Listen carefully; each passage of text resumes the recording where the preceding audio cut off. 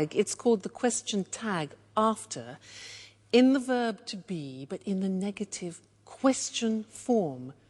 She's unhappy, isn't she? This is very common in English and not common in other languages, because other languages usually use no. For example, she's unhappy. No, we repeat the verb. And because it's complicated now, let's go to the screen and see some more examples of that, okay? So, she's upset is like she's unhappy.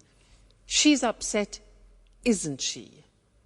You're a student, the verb to be, you're a student. You take the verb to be, are, and you turn it into a negative question. So we say, you're a student, aren't you? All right.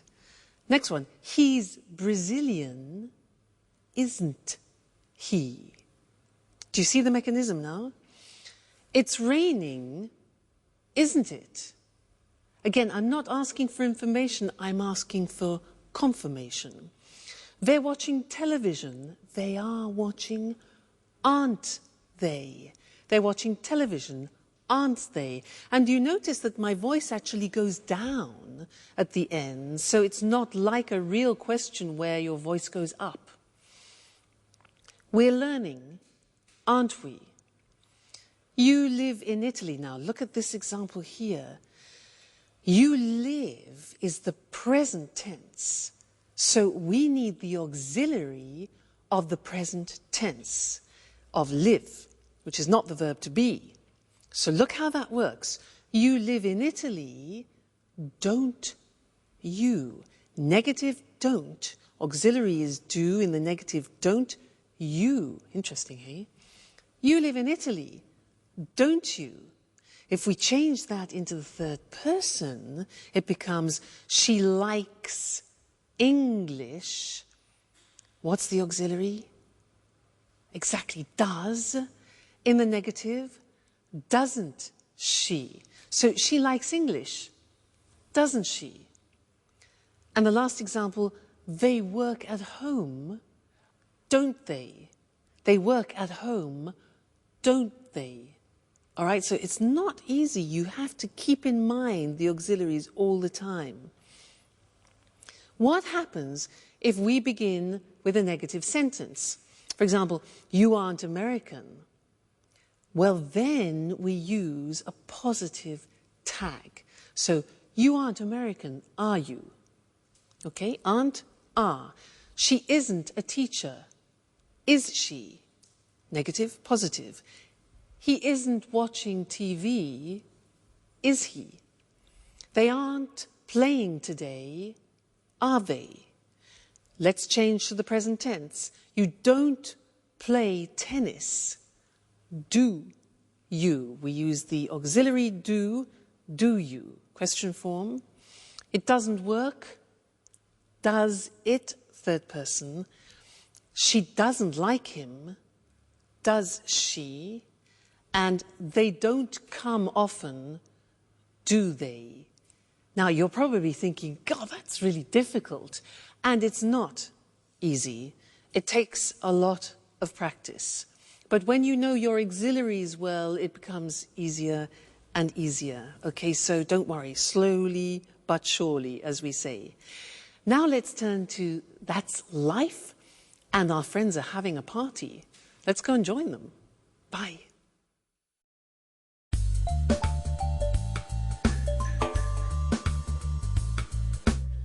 It's a shame Jack isn't here, isn't it? Yes, it's just not the same without him, is it? Well, business is business, you know. Well, Anne, I wonder what wonderful food you cooked for us this evening. Anne, hello?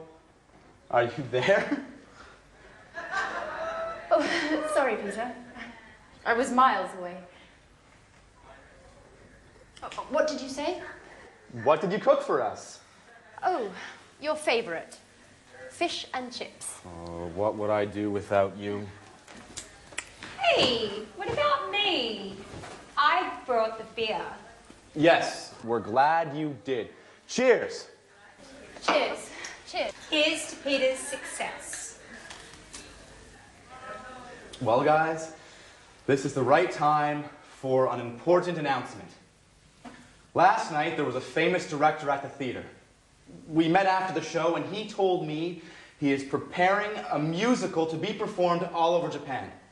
So he wants to see me for an audition next week.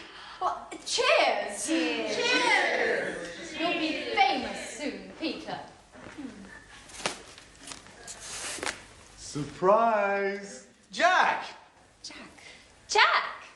Well, well, not so dedicated to your work, are you? Peter, get me a beer. Now you're talking.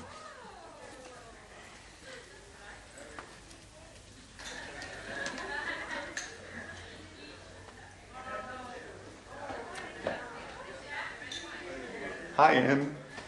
Is everything okay? Yes. No, Jack. Everything's fine. It was just really a surprise to me.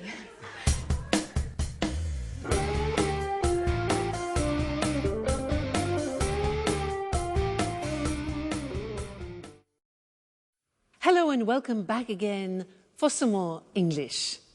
Now, at that party, everybody seemed happy except Anne. And nobody really noticed what was happening between Sharon and Jack. Well, anyway, let's get back to English questions. Last time we studied question tags. But this time I want to look at another question form in English which is very important. Now, when you don't know the subject, you need to ask a question in order to get the subject. Now, let me explain that. Usually in a normal question in English, like, where do you work? The subject form is in the question, where do you work? And the answer would be, I work in London. But if I want to ask you about the subject, I have to change the question and it becomes, who works in London? Now that question is asking for the subject and the answer could be, my brother, the subject, works in London. Now the good thing is we eliminate the auxiliaries do and does. Yahoo! I can hear you say. Let's do some examples before we go to the screen, okay? Now, I'll ask you some questions. For example, who likes English? Notice that there's the S on the verb because who is considered a third person. Who likes English? I do. You do, for example, all right? Who lives in igloos? Now, give me the subject. Who lives in igloos? Yeah, exactly. Eskimos live in igloos, all right? You give me the subject. Now, answer this one. Who cultivates rice? Who cultivates rice? Yeah? The Chinese, the Italians, Southeast Asian countries. Okay, good. Next one. Who sings musicals in That's Life? Exactly. Jack sings musicals. Great. Who wants to be an artist? I'm asking you for the subject. Who wants to be an artist? Yeah, Alice does. Alice wants to be an artist. And who likes Jack? Well, Sharon does. Anne does, and so does Alice. He's a lucky man. All right, now let's go to the screen and see those written because it's unusual for you now to learn a question with no auxiliary. So, what happens is you have the word who, which is the question word, and you eliminate the auxiliary. If you look at the first example, which is the typical question, who do you live with? You're asking for the object. And the answer could be your family, for example. Who do you live with? The subject is you. You ask for the object. But who lives with you? You are asking for the subject, and the answer could be my family. Okay? Let's look at some more examples. No auxiliary. So, who works in an office? He does. Who likes English? We do. Who lives in igloos? Eskimos live in igloos. Who cultivates rice? The Italians, the Chinese. Who understands Russian? I don't. Do you? Who sings musicals? Peter does. Who wants to be an artist? Alice. And who likes Jack? We all do. Okay, so very interesting this, and we will look at it again in the future. But remember, this is one occasion, the only occasion where you don't need auxiliaries in the question form when you're asking for the subject. So, who understands this? We do. Okay. So I'll see you again soon. Take care. Bye. Good afternoon. Welcome to this week's edition of Sports Special. And welcome to John Forbes, our sports expert. Hello, Eric, and good afternoon to all our sports fans. Well, John, which sport are you going to talk about today? Today, I'd like to talk about rugby. Fantastic!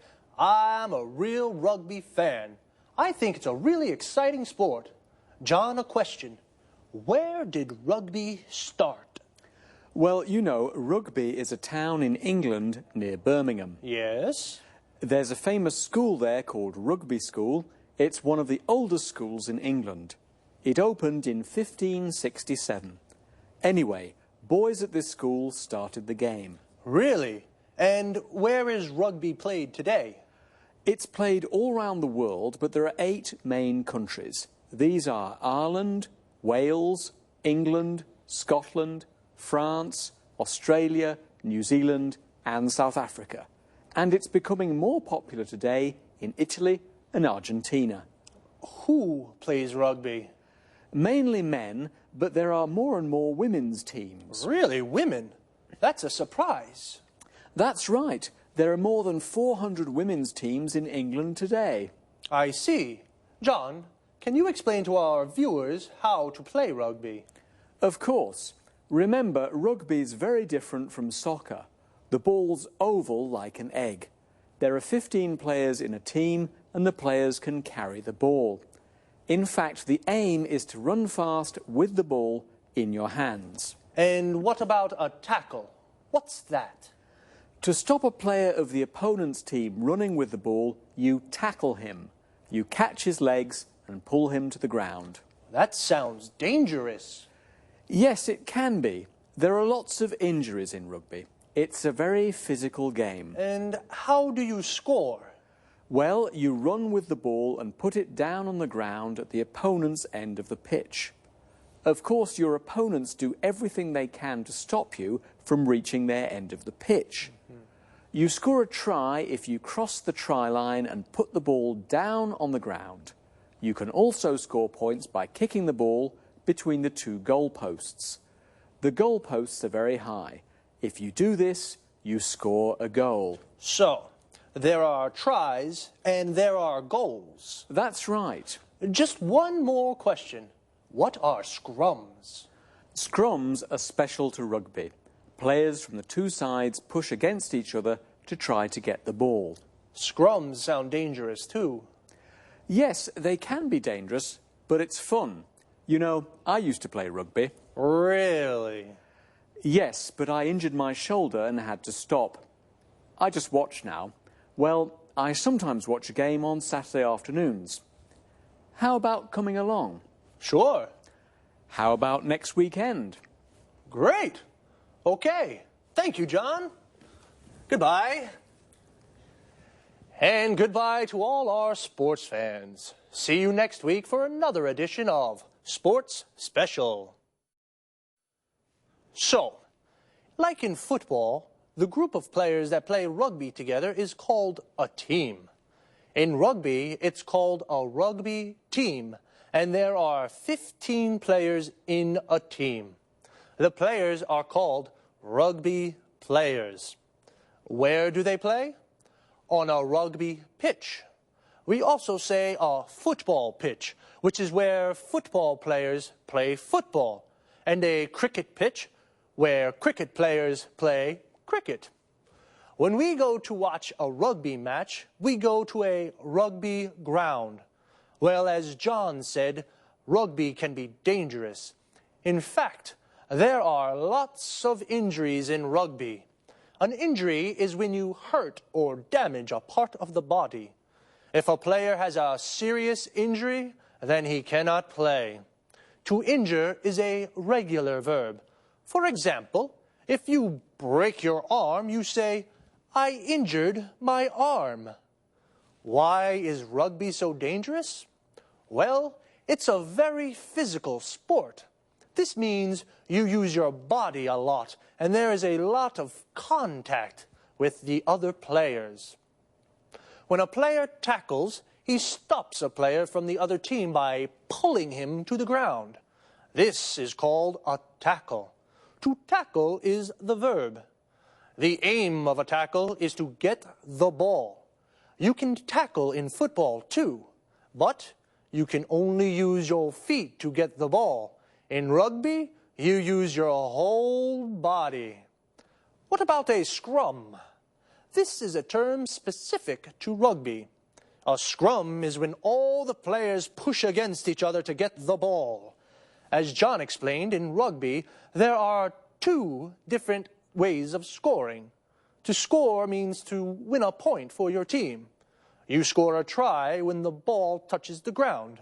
You score a goal when you kick the ball between the two goal posts. Well, sports fans, that's all we have time for today. See you next time. Good afternoon and welcome to this week's edition of the Travel Programme. And of course, welcome to Christine Oteng, our travel expert. Hello, Lucy. Well, Christine, do you know that one of the main causes of stress in the West is air travel, according to research from the University of Illinois in the USA? You know, that doesn't surprise me. Air travel can be a very stressful experience. It seems that a lot of people start to feel nervous in the travel agency when they're buying the ticket or when they're buying the ticket online at home. Really? Well, why don't we give our viewers some advice on how to reduce that stress and enjoy air travel more? Sure. Just follow a few simple rules and you'll fly without any stress at all. The first rule, don't arrive at the airport late. Oops, I always arrive late. That's not a good idea. For a start, if you arrive at the airport early, you have plenty of time to check in. You can go straight through passport control and the security check. Then you have plenty of time to relax. You can do some shopping, have a drink, read a magazine or a book, all stress-free without worrying about missing the flight. You're right, Christine. It's important to arrive at the airport with plenty of time to spare. And what else can I do to make air travel less stressful? Well, another cause of stress is the amount of luggage that we take with us. We always take too much. Listen, don't take more than 20 kilos and only take one suitcase. Check the weight before you leave home and relax at the check-in. There's no need now to worry about excess baggage charges. It's always relaxing to save money. Definitely. And one last thing on the topic of luggage. Yes? Hand luggage. Take one small bag and don't put too much in it. Remember, you'll have to carry this around the airport. Good advice. You know, many people have a fear of flying. These people become nervous when the plane takes off and lands. Of course, I understand that people may feel nervous at these moments. They should remember that flying is the safest way to travel. So, relax and enjoy the flight. And you shouldn't look out the windows too much. Why not? Clouds are relaxing. But if you do feel nervous, you could try taking a tranquilizer. If you have a real fear of flying, they can help you relax. Don't take too many, though. Of course not. And try closing your eyes as the plane takes off and lands. Think of the beautiful place you're going to or the wonderful holiday you've just had. Well, how to enjoy stress-free air travel. Don't arrive at the airport late. Don't take too much luggage. After passport control and the security check, relax with a drink and something interesting to read. Or perhaps do some shopping. And once you're on the plane, remember that flying is the safest way to travel. So thanks, Christine, for this very useful advice, and goodbye. Goodbye, Lucy, and safe travelling. See you soon with another edition of the Travel Programme. Goodbye. Well, I certainly didn't know that air travel could cause so much stress. Air travel is the general expression for everything to do with flying. So the stress can even start when people buy their tickets at the travel agency or online. The travel agency is the place where you book a holiday or buy an air ticket. Online means you buy the ticket on the internet and you pay by credit card. To avoid stress, you should arrive at the airport with plenty of time to spare. To have plenty of time to spare means you have lots of time to relax. Notice how we say arrive at the airport, and relax is a verb. So you should arrive at the airport early so you can relax before the flight. If you arrive at the airport late, you could miss the flight. To miss the flight means you can't get on the plane and it leaves without you.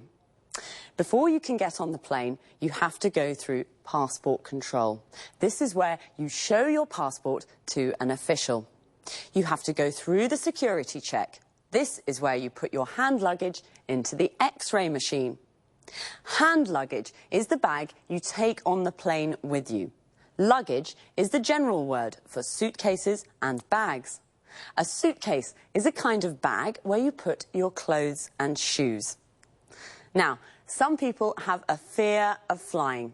This means they're afraid of flying and they get nervous when the plane takes off and lands. When the plane takes off, it leaves the ground.